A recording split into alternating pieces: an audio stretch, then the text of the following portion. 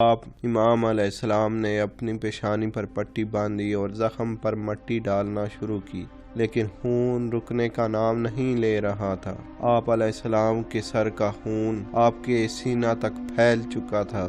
آپ علیہ السلام کی برداشت کا یہ عالم تھا کہ چیخنے چلانے کے بجائے آپ بار بار یہ فرما رہے تھے، فَزْتُ وَرَبِّ الْكَعْبَةِ هَذَا مَا وَعَدَ اللَّهُ وَرَسُولُهُ وَصَدَقَ اللَّهُ وَرَسُولُهُ۔ رب کعبہ کی قسم میں کامیاب ہو گیا۔ یہ وہی کچھ ہے جس کا خدا اور اس کے رسول نے وعدہ کیا تھا، اور خدا اور اس کے رسول کا وعدہ سچا ثابت ہوا۔ لوگوں پر دہشت حیرانگی چھائی تھی۔ وہ لوگ زیادہ پریشان تھے جو مسجد میں نماز کے لیے آئے۔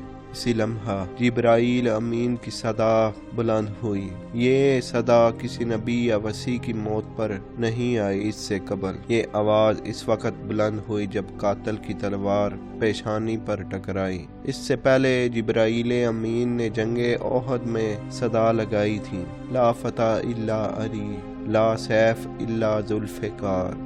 جامع مسجد کے کواڑ آپس میں ٹکرائے، آسمان پر ملائکہ کی چیخیں بلند ہوئیں اور سیاہ آندیاں چلیں۔ جبرائیل امین نے زمین و آسمان کے درمیان آواز دی جسے ہر بیدار انسان نے اپنے کانوں سے سنا۔ ہدایت کے ستون گر گئے، خدا کی قسم آسمان کے ستارے بج گئے اور تقویٰ کے ستون گر گئے، خدا کی قسم مضبوطی کی رسی کے بل کھل گئے۔ حضرت محمد مصطفیٰ صلی اللہ علیہ وآلہ وسلم کے وصی کو شہید کر دیا گیا، وصی مجتبی شہید ہو گئے، علی مرتضیٰ شہید ہو گئے، خدا کی قسم سید الاوصیاء شہید ہو گئے، اور کائنات کے سب سے بڑے بدبخت نے انہیں شہید کیا۔ جب حضرت ام کلثوم نے یہ سزا سنی تو رو رو کر کہا، وَأَبَتَاهُ وَعَلِيَّاهُ وَمُحَمَّدَاهُ وَسَيِّدَاهُ۔ حسنین کریمین گھر سے باہر آئے۔ علی علیہ السلام نے امام حسن علیہ السلام کو ارشاد فرمایا کہ اے حسن نماز پڑھائیں۔ امیر المومنین نے اشاروں کے ساتھ نماز پڑھی، اپنے چہرے اور ریش سے خون پونچھتے رہے۔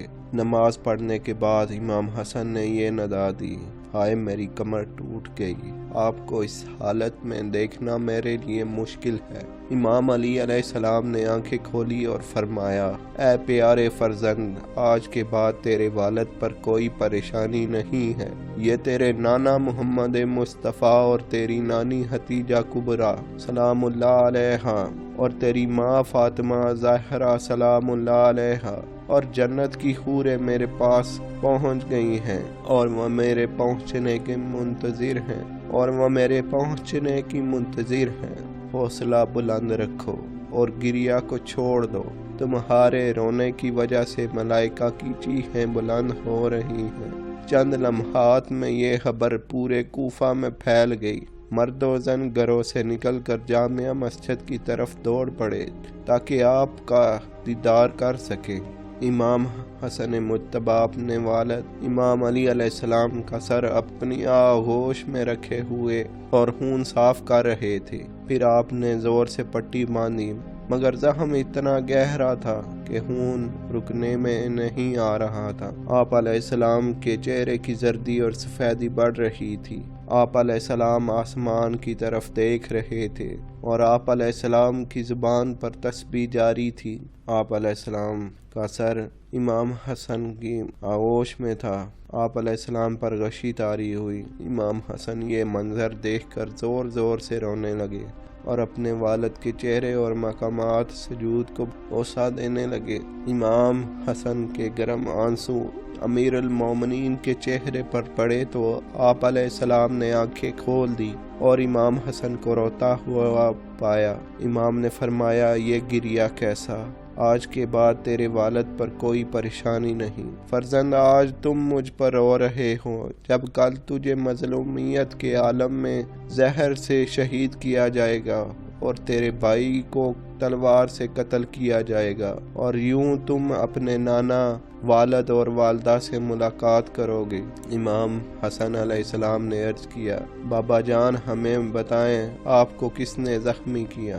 آپ نے فرمایا فرزند یہودیہ عبد الرحمن بن ملجم مرادی نے زخم کیا۔ امام نے فرمایا بابا جان وہ کس راستے سے بھاگا؟ آپ نے فرمایا تمہیں اس کی تلاش کرنے کی ضرورت نہیں، وہ ابھی اسی دروازے سے تمہارے پاس پہنچ جائے گا۔